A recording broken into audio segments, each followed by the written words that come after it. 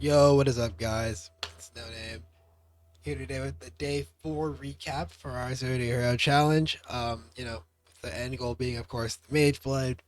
We're quite a bit away from that. I realized yesterday, really, that it's gonna take me longer than I anticipated. This is probably actually a 2 week thing, which is kind of upsetting because I've got some stuff coming up on that I wanted to kind of take a break beforehand. But like that's whatever.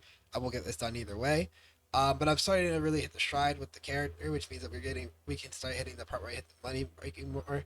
Today was a bit of a slower day in terms of playtime hours, just because of work. Right, it's Monday. Um, but I still made some good progress. You'll see at the bottom here, my net worth is currently 18.3 div. And that's a pretty big. That's a pretty big jump from yesterday. It's not made for quickly paced though, but that's mostly because I needed to spend time today, like finishing up. I'm still rounding out my bonus. I'm gonna spend some time tomorrow, like during the day, buying up my. I realize my date references are still off. While I figure out my references to today and yesterday, note these are recorded the night before these go live. So like this will be live on the 9th. That means I recorded this after my stream on the 8th, for example. Um, so today, tomorrow's reference to that. I still gotta get better at that. Tomorrow I'm gonna probably buy up the rest of the maps I need for maybe like 30C or whatever to finish these bonus points up, just so I can finish out the rest of my tree. I'm probably actually not even gonna bother with the invites. But the big thing I did today was I got my T Watch notes. My last two, Ceremonial and Decayed. That was a really big part of the process. So the fact that I'm up div and I also got those, and I actually got partially lucky. I did drop an eye from my carry on my Uber Elder, which was great. Really helped set off the help offset those costs. Um, okay, so that's like the money progress, and I'll show some more because this is not the full tail of the tape, right? My excellence, as you'll see here, does not actually account for what is it? It does not account for any of the maps that I own, and it also does not account for the heist resources. And the heist stuff is pretty important because that is a large part of my current Atlas strategy. Um, I think I talked about it a little bit in yesterday's recap, but if I didn't, or if you have watched any of the previous recaps, I'll go over the strat currently quickly. Right now, all I've been doing is slapping on these sextants and running with heist on the device, and then a standard wandering path tree with some extra focus on heist small passives. And these small passives have been really, really strong. How strong, you asked? I think I've run maybe 100 maps of it. I don't even know. Hold on, let me count sextants. There are still 11 from the batch that I last bought. Yeah, I still have 11 sextants out of my last batch of sextants that I bought. And so that's 44 maps, which I ran 1352. So I'm like 60-ish maps into this sextant use. And it is like, so 60 maps in.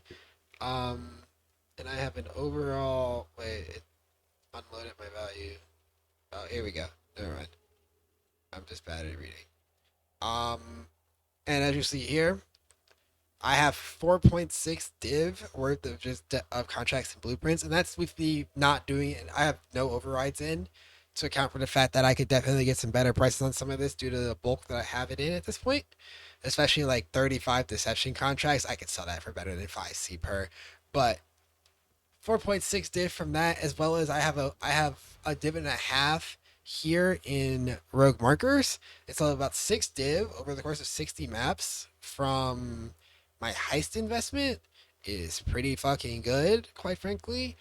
Um like that 0.6 div comes out, or that comes out to be what, 6 div over 60 maps. It's a tenth of a divine per map for investing in heist. Divines are 220C, so I'm getting about 22C a map, which feels a little over. I have to do some more map, but I think like with all the bulk and whatnot, it kind of makes sense. But I'm raking in somewhere in the ballpark of about 15 to 20C a map from clicking heist, and the heist investment is roughly three. It is, what is it? I do 6 from the device, and it's like 1.5 chaos per map from my sextant, might be one. So about 7C in and about 20C out per map has been pretty substantial. Um, we're talking almost over 100% profit margin on it, and that this is in the state of the game currently, right? So this is something that I'm definitely going to look at. I want to explore this type of methodology with on a league start where people don't have these resources in bulk yet. As in, like like I'm going to be selling these blueprints and contracts into people who already have a ton of stuff. I can't imagine what this would be like in an early league scenario, who are all reliant on heist to get their initial currency going. So there's a lot of potential there. And then, of course, I'm still generating the light force. This is a little bit lower of a priority for me now, but I have like 2 div and some change, maybe even 3 div soon in life force. That's just something that's been keeping me going. And then I have a bunch of maps, and I mean I have a bunch of maps. And so my cemeteries and city squares are actually I bought, or cemeteries and crimson temples I bought to get me going. I just cleaned out a tab from somebody who was corrupting them for 8 mod. Got them for a great rate of 2 to 1. Um, and I've been filling up. Like I actually filled up the entirety of my siege tab earlier before I swapped maps around, and now I'm currently working on making an arcade tab full. And so there's definitely going to be a point where I'm going to offload these for what looks like they maybe about 0.8 div for the full tab. I don't know. I have to go look at the pricing again there, but we're gonna have that's some more money opportunity to really add in. Because that's a large part of like the another one of the strengths of the Wandering Path tree is that I do just generate such a large amount of maps, and it's actually why I went to go prioritize getting those watch stones today. I prioritized getting the watch stones because I realized that I couldn't really hit my range of maps that I wanted to play in because my adjacent maps were not always guaranteed to be 16s, and that's just a meaningful increase in income. Um, Related to that, I mentioned that I'm on cemetery now.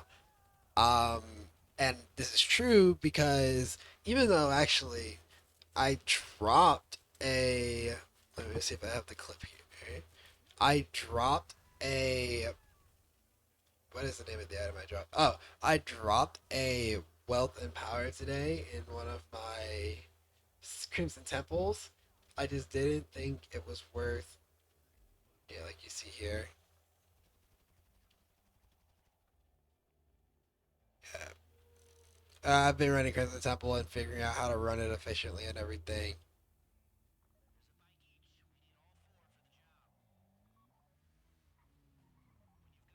But as like in this map, yeah, there we go. Like I actually got a wealth of power to drop today from mapping in the Crimson Temple, which is very ideal. Like it's one of the reasons you go to that map, and so it feels kind of bad to like leave that map maybe within 4 maps getting a drop of a card finally.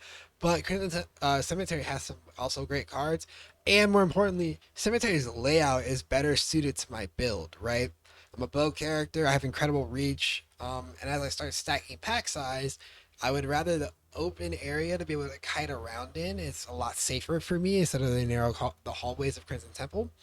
And that's another thing, right? As we start evolving the strategy, my last about 20 maps or so were ran with with rusted scarabs for pack size from growing hordes. Just because it's one of my favorite ways to add juice to this strat. Because no scarab like actually benefits me that much directly with a tree like this, but pack size is very beneficial for specifically harvest. And since I'm also getting a lot of value out of the Eater Exarch stuff, or the Exarch in this case in particular. Exarch, I had a map that actually dropped me like 16 scarabs and 20 something chaos. And like a large part of that is just due to pack size, right? You get good altars, and then pack size influences the amount of monsters you get. The amount of monsters you kill increases the odds of you getting an altar to spawn. The altars that you spawn get more value for Eldritch minions with the more pack size that you have. So then it starts to snowball on top of itself really quickly. So I had a map that I got an early sextant. I got an early sextant chaos like hybrid altar like immediately, and it really just ran my currency generation that map out of control. And so that was like a really big deal.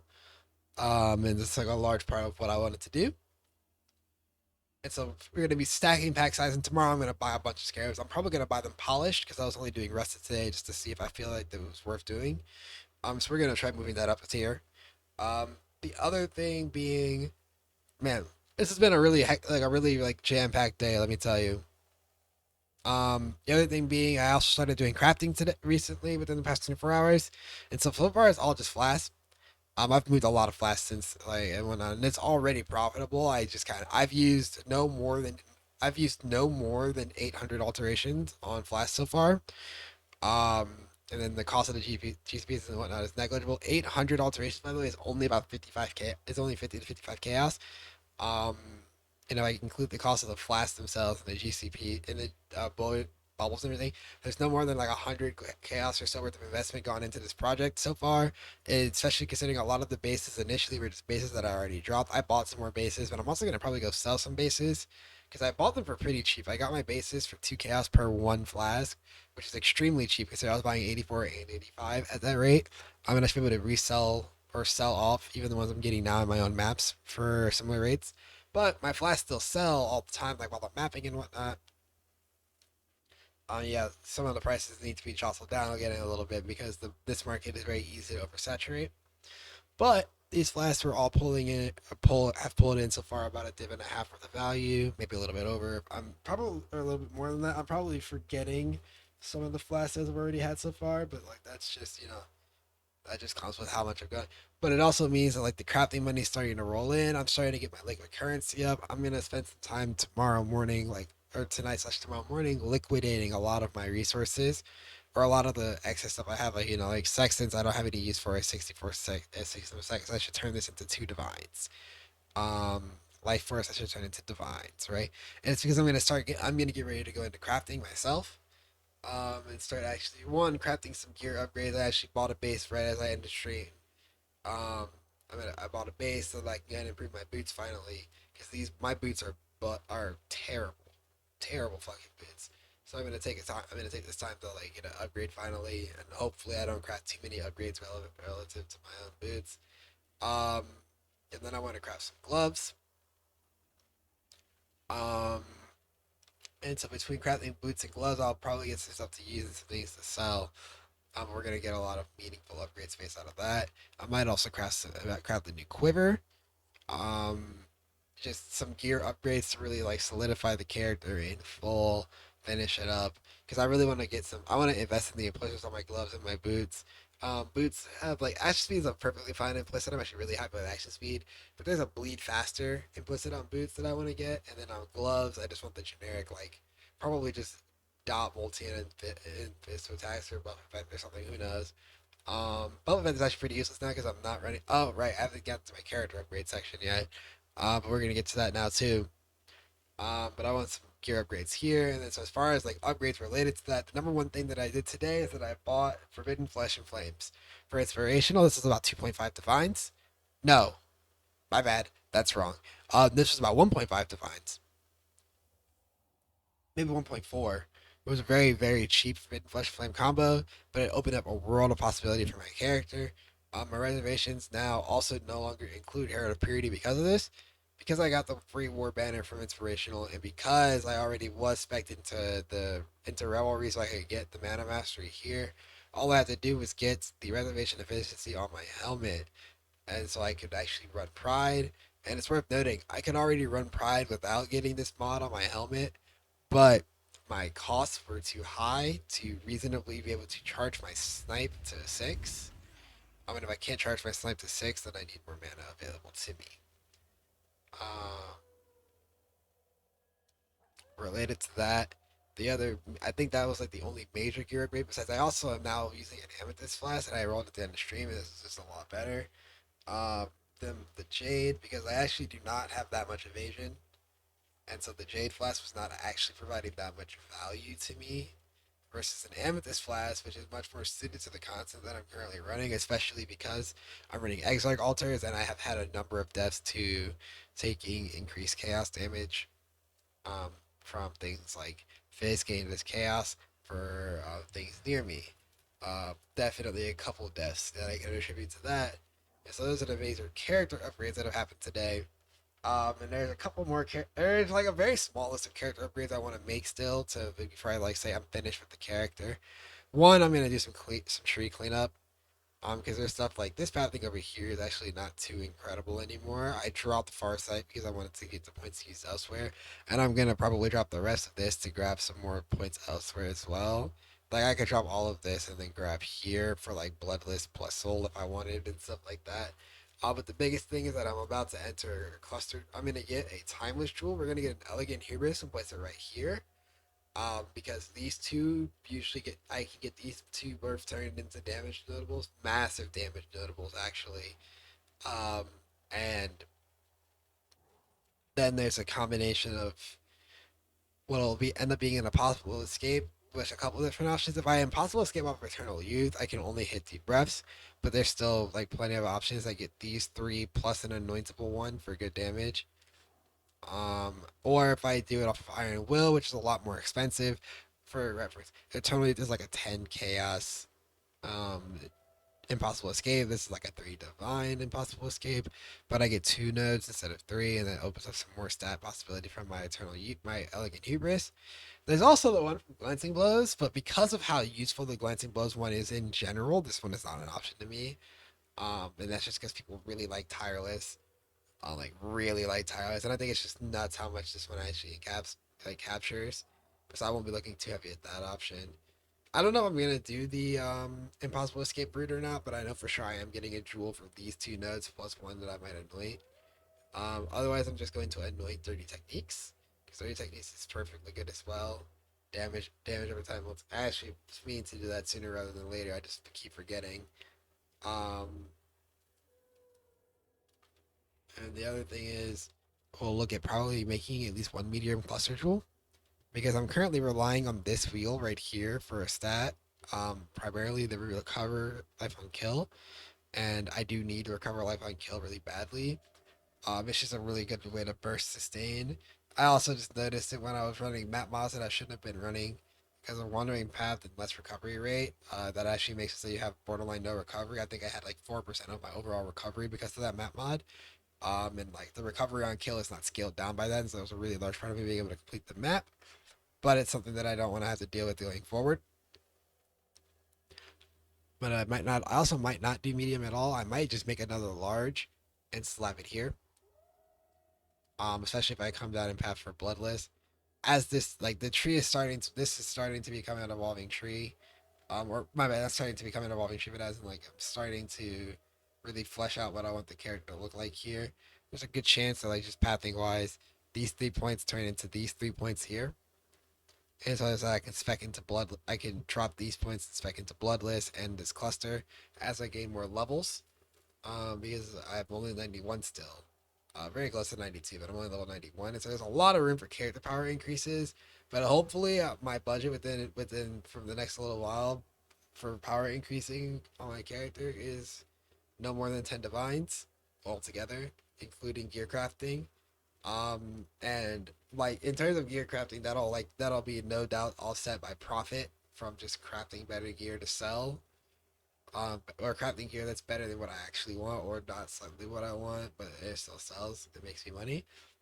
Which is going to become a good portion of what I'm going to start doing. Is I'm going to start making some pieces here, there for a couple divine profits here, there to start supplementing my income as we get ready to move into phase 2. So the next big step is that tomorrow we will be running these maps again, but with polished scarabs, with full sextants.